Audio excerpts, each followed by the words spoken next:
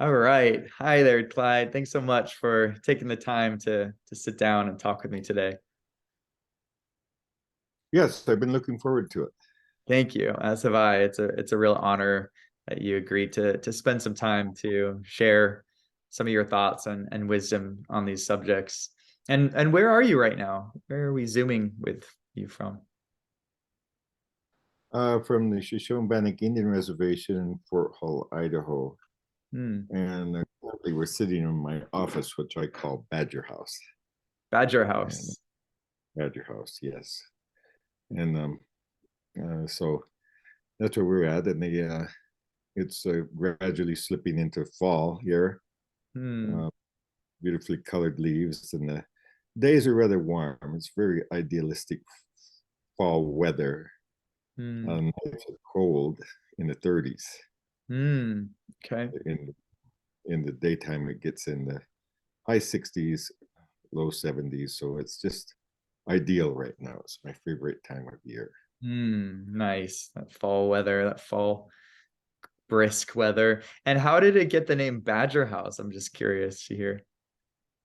Um, by the man who constructed it, his name is Badger. Oh, nice. His real name is Bradley Bloom. Uh-huh. Uh, lives from Oregon, in Oregon, but he came here one summer and built this marvelous structure for me Hmm. because at that point I had retired from my work that I was doing and so forth, and I needed a place to go. Uh, Raising three, which I fondly call corn children. Hmm. My house is rather small. My Mhm. actual house, it's like a cottage, you might say. It's a 3-bedroom house, but it's small. Mhm. And with three active children, not much time for privacy. Hmm. So I had him come and build Badger House and also another little structure that I used for my art studio for doing my Oh, native crafts and things like that, oh, wow. writing. Wow. So it's pretty well fixed up for Great. the remainder of my. Love that. Yes. Yeah, and I'd love to hear a little bit more about your arts and crafts and writing at some point too. But before we jump into that and other topics, I mentioned that question I like to ask guests at the top of these interviews, which is to describe the perfect avatar for who you are right now. Oh, it's a tired dragon. Okay. I love that. The tired dragon. Old tired dragon. Old tired dragon. Yeah.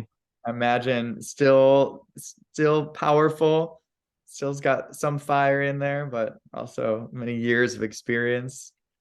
But I'm imagining. Mm-hmm. And yeah, just tired. Yeah, thanks for sharing that. I'll just share, I'm actually zooming with you from San Diego, and we're having kind of a summery fall. I think they call that Indian summer. I don't know if that's PC. Maybe you can share some light on that, but I've heard that term Indian summer for when it's hot in the fall time. Yes, Indian summer is kind of an old school word, old Hmm. school phrase. I don't hear it being used very often anymore. Hmm. Um, but it's a time when the air is crisp and it's warm, like in the summertime, but it's fall, Hmm. and it usually goes on for about a week or so. And maybe we're in Indian summer right now here in Idaho because it's going to get cold Hmm. next week, um, down in the 40s and 50s. So we're definitely going to be the weather's going to be changing. So Hmm. it's usually a crisp time of year. The air is, really how it gets in the fall, and the Hmm. leaves are still on the trees, and and it's a good time of year. Mm. No, I don't think any Native American person would object to that old saying Indian summer, because it honors people, Native American people. It was a time when we were completing the harvest back traditionally, storing up foodstuffs for the winter and so forth like that. And that's what Indian summer was all about for us: Mm. frying meat and getting supplies laid in for the long winter. Hmm. Good to know. Good to know. Yeah, so we're Yeah. we're experiencing that here in San Diego. We had like 89-degree weather today, so I ran off to the beach for an hour or so, and so my drag avatar would be sort of a fall summer getup. Some lady with long blonde hair and maybe fall leaves and tropical flowers in her hair. She's kind of like, the transition between the seasons in her aesthetic. Very eclectic. Yes. Yes. So, yeah, the show is called Queerly Beloved, and my intention is to talk to folks in the LGBTQ community about spirit and spirituality. And I'd love for you to share sort of how you might define spirit or spirituality. What are some of your thoughts on that? Oh dear. Spirituality comes from the heart and the soul. Mhm. Whatever resonates with you. Mhm. Native American people always say, honor your brother or sister's vision. So whatever way they want to believe, whatever they want to practice, is okay with us. Mm. Um, and that goes for traditional Indian ways as well as whatever else that the people get involved with. If it works for you, well, we're going to honor it. Mm. Argue about it or have any questions about it or say it's the only true way or anything like that. It's your personal vision that you want to follow. Mm. So that's how that goes. Here on the Fort Hall Reservation, there's many different sects of organized religion here, Mm. and the original was the Episcopal Church, which I always call Catholic Light, Yeah. and each reservation was assigned a Christian religion back in the 1860s under President Grant, Mm. and they had the opportunity to go out and spread the word, so to speak, amongst the people. And we have a delightful little Episcopal church here that's very old, and it's I look on it with great fondness. Mm. That church. One of my priestess friends, her name was Joan the Liberty. She said, "Well, a lot of times we baptize them, marry them, and bury them, and that's all we see of them." Okay. And, it's true. Um, like I told you, that old saying, respect your brother's and sister's vision, Mm. because have no, and people can't understand this because this society has a tendency to put things in little boxes. Mhm. Oh, you're this and you're this, and they're all organized in a line. Mhm. And with Indian people, everything is circular. Mm. All things are round. Mhm. Nature is round, and the earth is round. Plants, trees, everything is round for the most part, Mhm. and nothing is square except for the rock, which has angles and has the power to create and destroy, and is related to the thunder and the lightning. Mm.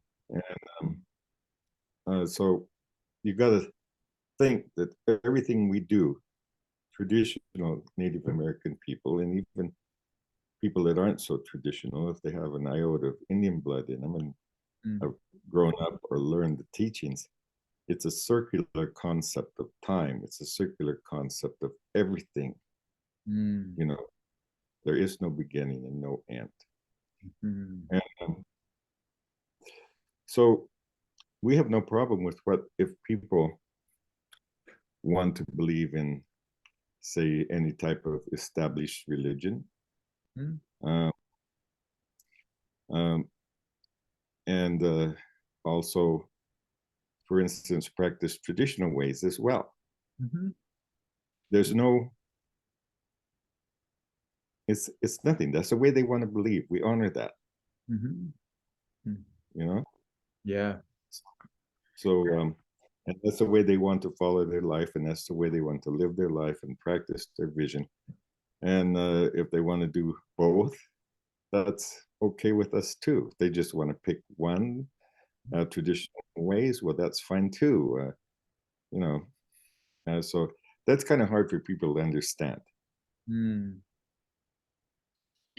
Yeah, I see some parallels here to the LGBTQ experience, right? That in a sense, in embracing our queerness, we are also following our vision for what sexuality and gender expression looks like, and we want to be respected for that vision.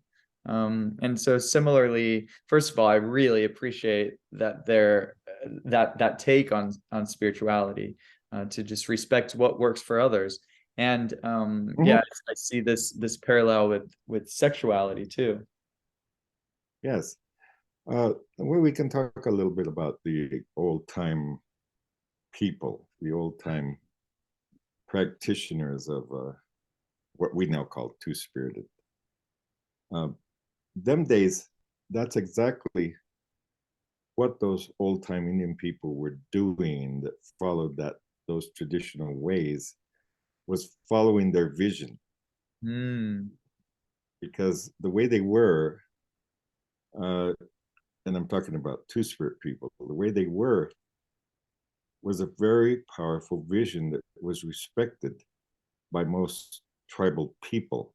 Every tribe had its own name for these types of visions that people followed. And there was variation amongst the various tribes on how these people were treated or honored or respected. You know, and it was definitely a vision. For sometimes since birth, sometimes later on. The traditional Indian people did not know the meaning of Christian sin. You see, so a lot of things were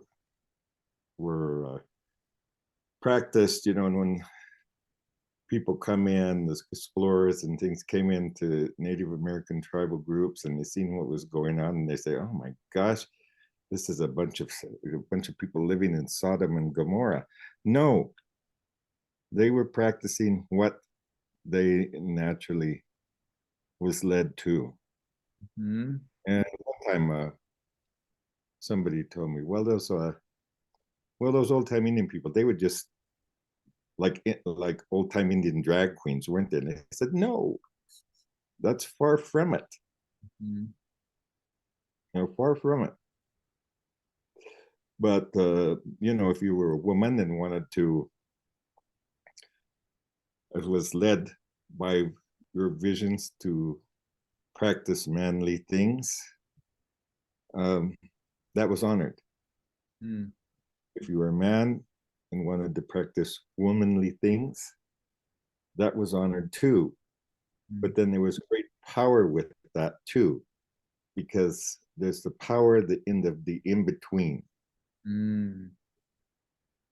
And with that being in between, like crossroads, for instance, in old time European ways and beliefs, there was a great power in the crossroad, standing in the middle of the crossroad. And that's an in-between place, Mm. you see. And there's great power in that. Mm. And so the old time people were honored for that. They were the ones that gave sacred names. They were the judges. They were the keepers of the songs and traditions. They had certain powers with and naming people, and they had certain powers that they had for special plants that only they could use, and Mm. so forth. So they were an honored. In most tribes, they were an honored individuals. Mm. Now, when that, like I told you, the early explorers and later on the religious people came in and they seen that going on, specifically talking about two-spirit people is what we call it now. And just quickly, for folks who maybe aren't familiar with that term, do you mind just sharing what that means, what you mean by that? Two-spirit was a name, and a lot of people think that two-spirit is an old word, Mm. and it's not. Like I told you, in the past and still today, there's names for people that follow these particular visions, Mm. and that's what they were known of in that tribe. Mm. Now, in the late 60s, early 70s, I was part of I was going to school in San Francisco, and uh, and I heard about this group that had formed called the Gay American Indians. Mm. It was founded by Randy Burns and Barbara Cameron. And so I looked them up and met with them, and I thought, well, these are, these are my people. Mm-hmm. And so I threw in with them, and we had all kind of adventures over the years. We were the first group, Native American group, that formed as specifically as gay in the entire world. Wow. Yeah, we were the first. Amazing. Yes, and we were mainly a social group back then, but later on we got intensely political. Mm-hmm. But during that time, the Gay American Indians existed, and it still exists today. Mm-hmm. Um, there was we knew that there was other people of like mind all over the country, Indian people. But how do you reach these people where we didn't have email, we didn't have um, anything like that? You could phone them or write letters to them. Um, um, maybe send a telegram. That was the era that we lived in back then. Yeah. Mm-hmm. And so we started talking to people around the country and getting people together, Mm. because there seemed to be an awakening or a movement of Mm. people taking interest in all things Indian, Mm. Native American people, because that was so downtrodden for a long time. Mm-hmm. And but the younger people and the older people there seemed to be an excitement, a resurgence going on during that period of time. Mm. But so we started getting a hold of different people, and we probably held the first gathering of what was then referred to as gay Indian people Mm-hmm. or lesbian Indian people. And it happened in a very interesting way because we were then associated with a man named Phil Ragsdale that put on the first gay rodeo in Reno, Nevada, Oh, wow. and and his lover Brian Seldick. Mm. And he was Ragsdale was Park Creek Indian from Oklahoma, but he was a cowboy through and through, Mm-hmm. and started putting on this rodeo, first ever, you know. So Yeah. we thought, well, we're gonna go meet up with old Phil Ragsdale, because what's a rodeo without cowboys and Indians? Wow. Okay. How'd that go? And it went very well. He was very receptive to us being there. Mm. And the second year, we put on a dance exhibition, Mm. traditional dance exhibition.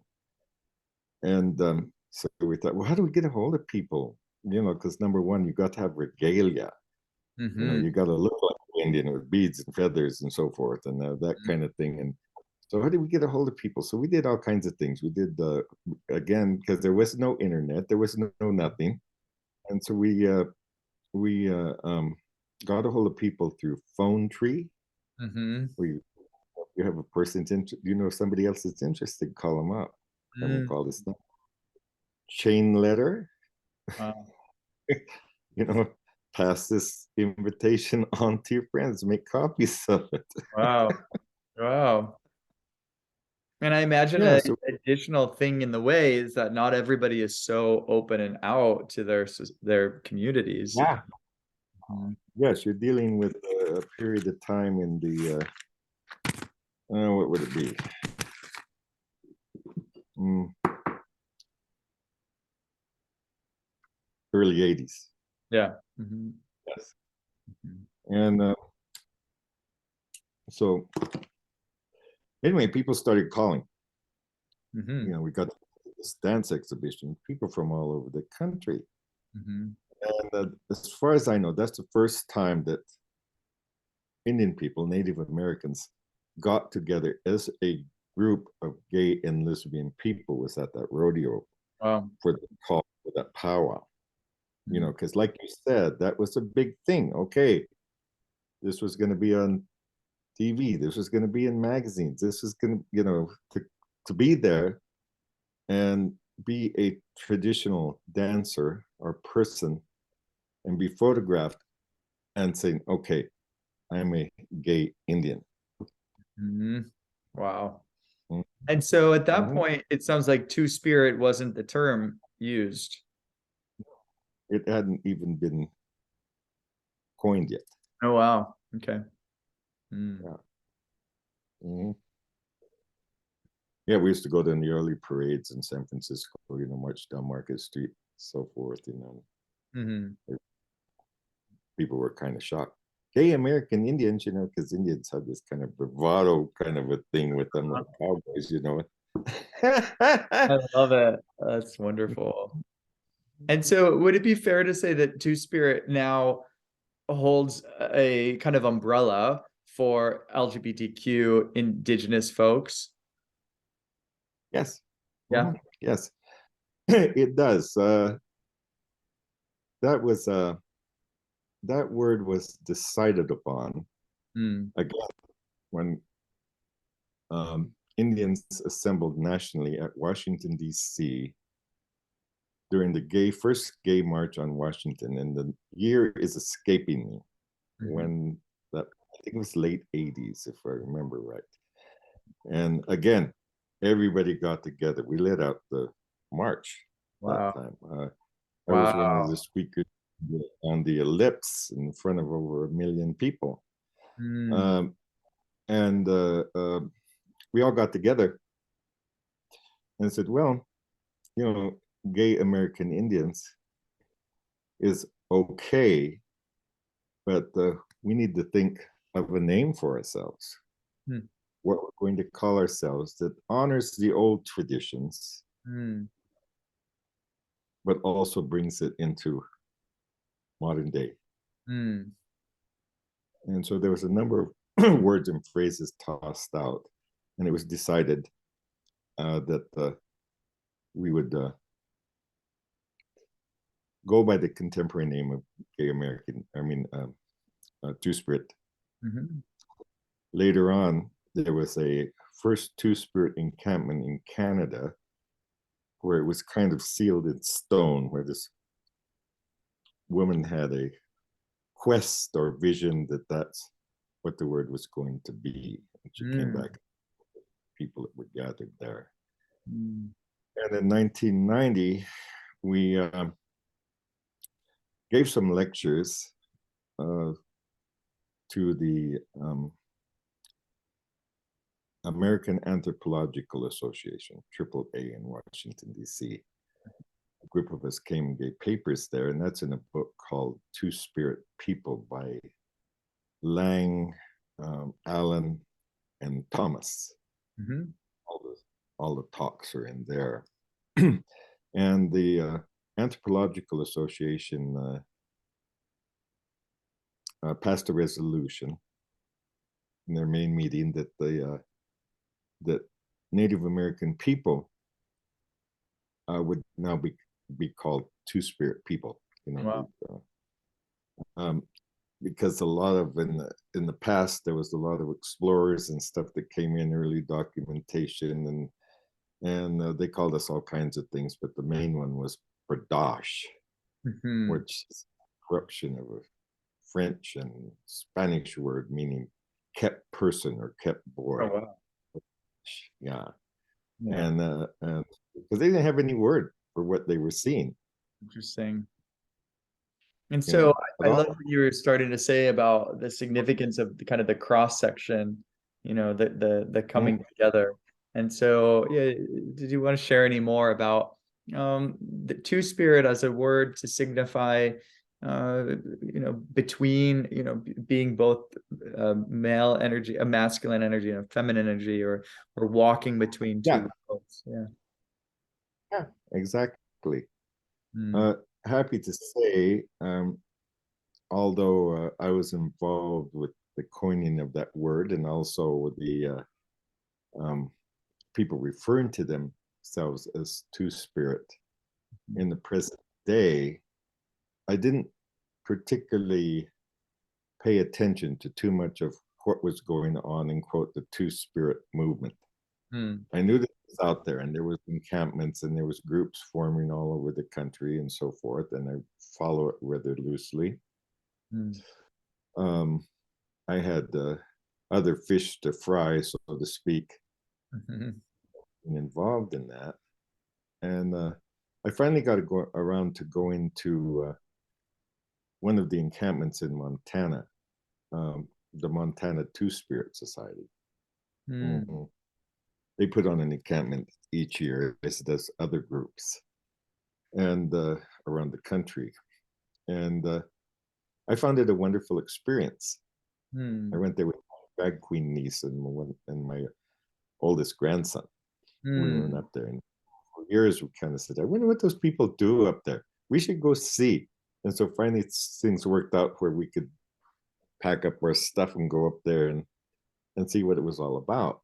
Mm. And I've consistently went to that gathering for many years now, Mm. um, because I find it a wonderful exercise in just being who you are. And it isn't just it involves families and children and old people, young people, middle-aged people, and Wow. all get together in a very loving way and have a wonderful time, you know. And there's lectures and events and Mm. just being with each other. Oh, that sounds And beautiful. mhm, it is, and that's why I consistently keep going. They have a little powwow with it, and they have a talent show and drag show, and you know, just all kinds of things, talking about different subjects that concern two-spirit people. Mm. And that happens at I go apparently at all these encampments, although I haven't been to any of the other ones. Yeah, I Um, had a exciting opportunity this summer when I was in Oklahoma to go to Bentonville for a Two Spirit pop-up. And yeah, powwow. That was a good yeah, one. yeah, it was great. Yeah, Yeah, it was fantastic. yeah. They, you know, there was a group that formed as a successor to Gay American Indians in San Francisco, and it's called BATS. Mm. Um, and it's put on by, you know, younger people than was associated with the Gay American Indians, although we take part in it too as well.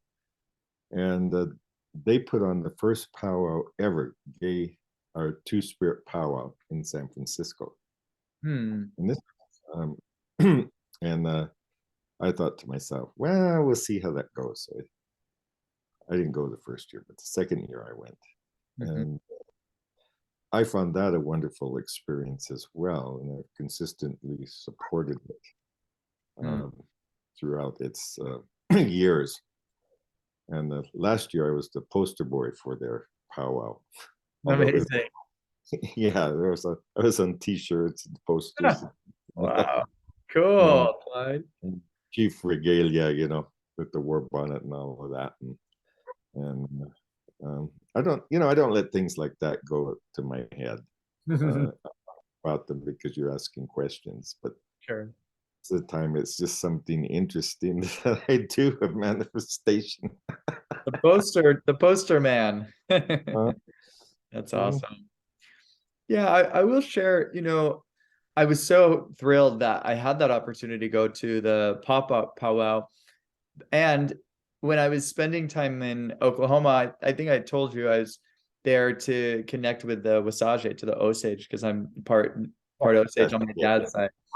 And I found yeah. it was really challenging for me to get information. So the two things that I was most interested in pursuing my exploration around were the old ways, the traditional ways of spirituality with the Osage tribe, and the roles of two-spirit folks. And I found that those were the things that were the hardest to get folks to open up and share, or even to just find info about. That's because they didn't know you.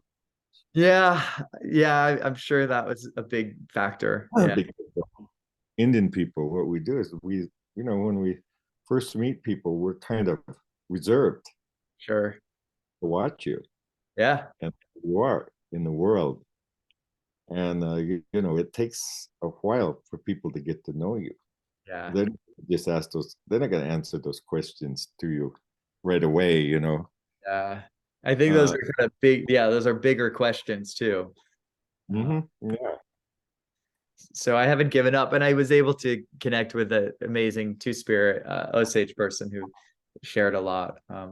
But I wondered, and maybe this wasn't a correct assumption, but I wondered if there was also the impact of colonialism, that as a result of sort of colonialism and this idea that the old ways were no longer safe to be practiced because there was an imposition of Christianity values and practices.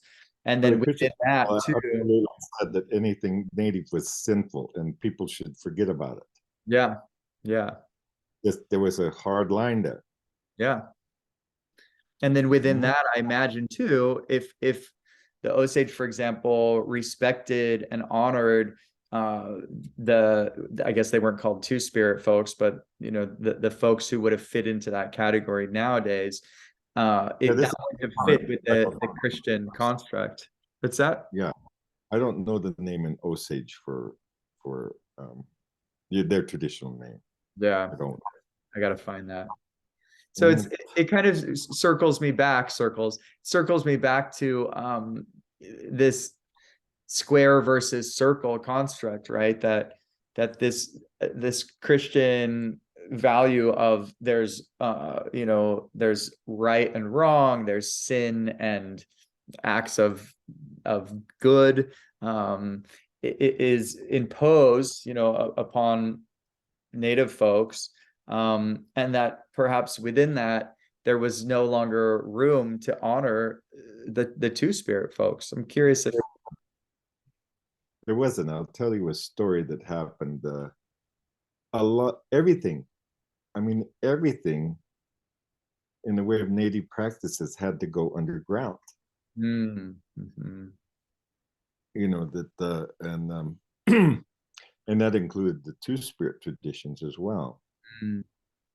There's a story amongst the Crow about a group of two spirit men, and that and there was women too, but mainly men, because they practiced wearing traditional women's clothing all the time. I Mhm. mean, that's what they did. And everybody honored them for it. And there was a man named Oshtish finds them and kills them that was a warrior for a day during the Battle of the Rosebud. But that's another story. Mhm. Um, but he practiced this tradition. I'm probably going to pronounce it wrong. Bade, uh, tradition amongst the Crow, and the organized Christian religion that was assigned the Crow territory or reservation um, persecuted these men. They had them put in jail. Hmm. Uh, they were in leg irons, wearing striped suits, and literally being worked to death. Wow. And even if you go there today at Crow Agency, there's this group of very ancient cottonwood trees that is planted in a square Mm. that those two-spirit men planted as part of what they did. Mm. You know, and because it was regarded as so sinful, they were going to work these people to death. Wow. You know, Mm. so that's how bad it got with everything. Wow. And luckily, the chiefs and headmen they went to the superintendent and they said, "It's disgraceful what you're doing to these people. Mhm. These men, they're honored men amongst us, Mm. and you can't do this." Mm. And so eventually, they were freed. Mm. Wow. But that's just a good example, you know. Mm. Uh, all Indian ceremonies, traditional belief, language, uh, traditional dress, anything was banned from the late 1880s, and it didn't loosen up until about the 1930s. Wow. And it was only until 1970, it was in 1975 that the United States government finally recognized that traditional Indian beliefs and spirituality was a bona fide way of believing in Mm. religion. That was in 1975 by an act of Congress. Wow. And how is it today? What's your perspective on how well people, Native folks, have been able to reconnect with old ways, or, go back to that idea of the vision being honored? In what ways is it being honored or not? Well, there's the our work originally as gay American Indians and later with the other groups that are around the country has made great inroads. Mm. There's a lot of work to be done yet Mhm. because things amongst groups of Indian people are, well, I'll put it this way, they're not peaches and cream amongst a lot of the tribal groups around the country as far as accepting the two-spirit people. Mm. So there's a lot of work to be done with that Mm. And today, but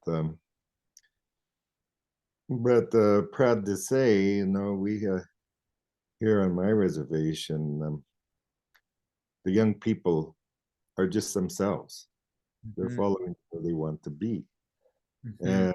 And if they want to hold two-spirit functions at our grand 5-story luxury hotel here and walk down the mezzanine in an evening gown, that's fine. Mhm. Nobody says anything. Mhm. The two-spirit people here are very honored people for what they are and what they do, Mm. amongst the Navajo and others as well. So it's again has been accepted. Mhm. And there's people that a lot of the Native American people um, don't really. A lot of some of them do not identify as two spirits, but they identify with the old practices Mm. tribe, and they say, "I'm not two spirit. I'm this, da da da da da.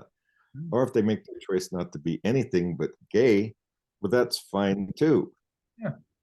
Again, it's honoring that Honoring. person's vision. Yeah. They want to be.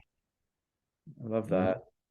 And to bring back your story, Clyde, I was so happy and I was so grateful that I had the pleasure of connecting with you at a dance for all people. And so I'm wondering if you could share a little bit about your part in bringing back some of the old ways. And Well, people were considered visionaries. They were.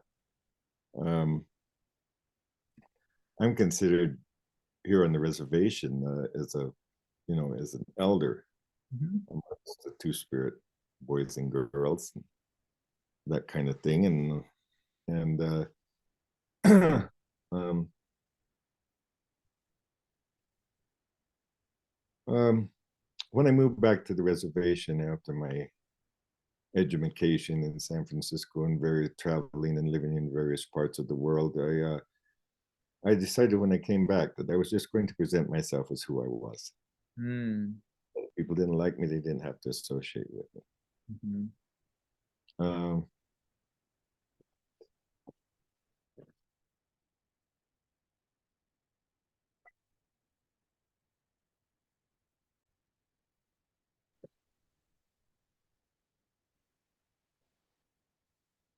when I came back to live on the reservation, it was in the late '80s, and after a period of not being here for maybe about a decade, traveling about, and so like I said, I just came back and I said, well, I'm going to be who I am. And there was never anything said to my face or anything. At that point, I was practicing law and serving in various capacities on the tribal courts as a judge and um, other positions within it. Mm. So I was in constant contact with people all the time, for better or worse. Um, and I was still active with the gay American Indians. Of course, AIDS was going full strength during that period of time. Mm. A lot of the original members of gay American Indians died during that period of time. Going back to San Francisco became a very black experience for me uh, because I'd either go back to watch my friends die or go back for their funerals or their honorings that they had for them. You know, people are forgetting about that too. Mm. And the Naraya, or Dance of All People, is a dance that of people coming together, black, white, red, yellow, gay, straight, um, whatever all those initials these days mean. um, and present yourself in whatever way you want to be. Um, so anyway, that that dance or ceremony is put on for all people. Mm. Um, dancing on a common ground. And it's supported by Native American people all over the country Mm. to this day because they see that it's doing something powerful of having people come from all walks of life and social position and that kind of thing. It doesn't matter when you're on that ceremonial ground. You're Mm. there to dance for the common good of everyone Mm. and to honor the way everybody is. Mhm. And it's a is something that's much needed in this time in the world. Mhm. I didn't know it. It was originally my aunt Emma Pohype Dan's vision, not mine. I just carried it forward after she passed on. Mm. And of this unification of all things in a circle, all people in a circle, cooperating and working together. And it's been a wonderful thing, the Naraya movement in the past 35 years. Mhm. And it's still going pretty good today. Mm. You know, the past 2 years have been hard because of COVID. There hasn't been any dances or anything with this with us. Just this year, we started out with small groups again of 30 people around the country at various times a year. And so it's something that is much needed in the world right now. Mm. You know, the cooperation between everyone to put Mm. on dances, and not only that, but practice it in your life. These things, Mm. and so it works out well. Mm. You know, as far as the other things that I've been involved with, you know, I'm a recognized Indian art historian, and in some senses, although some people would say, "Oh, he don't know anything," I'm like the old people of old. I keep traditions. Mm. I keep information on how regalia and things were constructed, and people come and ask me about those things, how to make certain things because that way's been forgotten, or Mm. how to do things that they still do but do them better. And so I serve in that capacity too as well. Um, and you know, I've written articles and things about not only Two Spirit things but also Native American um, cultural matters. And most recently, I've been involved in exploring my own family heritage and the history. Mm. And I currently have a Facebook page that has a great deal of followers of my family that's scattered all over the country. In fact, around the world that follow this page. Mm. And so I'm very active with a lot of things. Mm. Um, currently, currently, you know, I'm involved in raising 3 children. Wow. And I never thought I would be doing that ever. Wow. That wasn't in my game plan. But here I am at the ripe old age of 71 trying to raise these 3 kids. No wonder why there's some old dragon, old tired dragon energy happening. Mhm. Yeah. So, you know, and instill what I can with them of traditions and respect for the culture. And, you know, they're going to honor those things in their own way, Mm. as are the young people. You know, the future is in their hands. What they want to do with the traditions and the culture, not only with the Two Spirit, Mm. but with just tribal traditions and culture, period. That's in their hands. They can do with it whatever they want. Mm. You know, like you mentioned, the, you know, practicing traditions that were hundreds of years old in ceremonies. And yeah, people do, but they are changed to meet the people that live now. Mhm. we're not trying to duplicate something exactly that we did 100 years ago or 150 years ago. It has to fit in with how the people's lives are right now.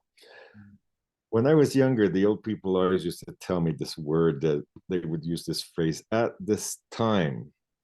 And for a long time, and this was in my 20s, I would think about, well, what does it mean at this time?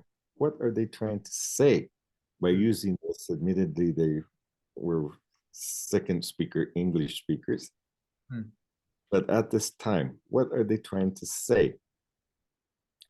And it finally dawned on me that that's all we got is at this time. Past, present, future, it's all whirling around us in a circle. You know, it's a, and what we got right now is now. Wow. So what the younger people are doing with the culture, with the language, that's up to them. When you went to the powwow in Oklahoma, I'm sure you've seen all the dancers out there. Well, they weren't dressed in buckskin. They were not. They weren't. They were dressed in sequins. They were dressed in things that were sparkly, you know, and all these colors and things that they do, you know, nowadays. You know, they're not trying to recreate something of 100 years ago where people didn't have sequins and people didn't have all these bright colors and things, and so I look at them and I think, wow, you've really changed this, but it's still here. Yeah. You know, and that goes for the word two-spirit too. Two-spirit might become old hat for the younger Native American people. And if they want to change it and refer to themselves as something else in the future, that's fine. I honor that. The word is not cast in stone. You know, so I leave that in the hands of the future and the generations to come in the future. Yeah, I appreciate this honoring of evolution, and I like the idea of the new old ways, right? That there's still old ways, but there's something new, and it's both. It's an alchemy of both. Yeah. Could you turn the mic off for a bit? Yeah. Hold it. So Clyde, you know, I appreciate hearing all the history of the gay American Indians and the Two-Spirit.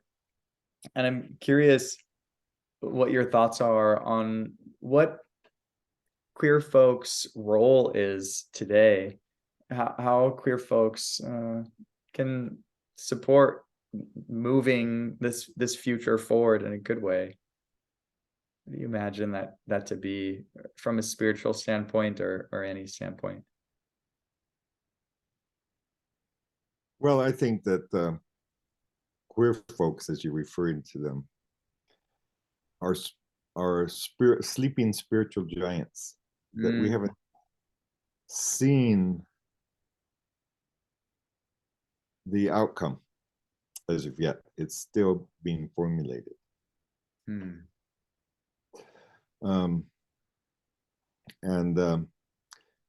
that in the future, as things become more even commonplace as they are, spirit willing, and we don't all go back to the dark ages, which is something, you know,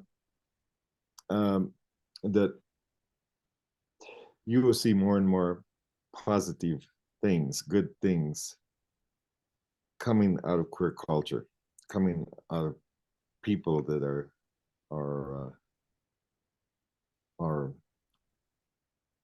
practice division, as we were talking about, in one respect or another. If it's allowed to manifest and continue and blossom, I see great things in the future.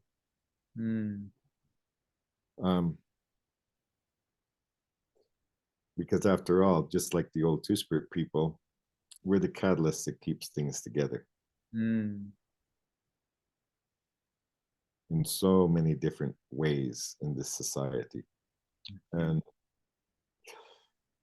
I see that manifesting if things don't turn sour on us, which I always tell people, you know, history has a way of repeating itself if you're not careful. Mm. And things that have been given and granted can easily be taken away. And that's why we as queer folk have to be ever vigilant, Mm. you know, because um, things can be taken away, and we'll be back to base one, which is not very nice. And then the sleeping spiritual giants will continue sleeping, or We're sleeping or being very deeply suppressed. yes, exactly. Yeah. Or Yeah. killed. Yeah. Be real about it. Yeah. Thank Yeah. you for that. I love that vision. Yeah. Of the sleeping spiritual queer giants awakening and helping to make the impact that this world needs. Yes. Yes. It's much needed. Any final thoughts? Any final things you want to share as we wrap up today? Mm. Well, we've covered a lot of ground. Yeah. People can digest it, you know, with things.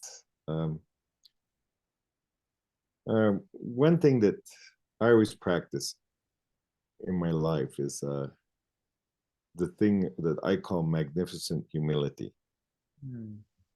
and that's magnificent humility is kind of hard to explain um, because it has to do with kindness, it has to do with giving, it has to do with loving, um, and not thinking so much of yourself, Mm. because after all, as old people say, you know, we're just these humble two-leggeds trying to do the best we can. Mm. And always remember that that's when it comes down to it, that's what we are. And Mm. we're here for a short period of time. Mm. We have to do the best that we can during that short period in time to live a good life and to affect the world in good ways. Mm. And so that's what I'd like to leave with, that is that. And you know, I hope the people here have learned something from this, and as the old people used to say, may the great spirit make sunshine in your moccasin tracks. Mm. Mm. It's been delightful talking to you today. Oh, a true delight for me as well. Thank you so much, Clyde. I really appreciate it.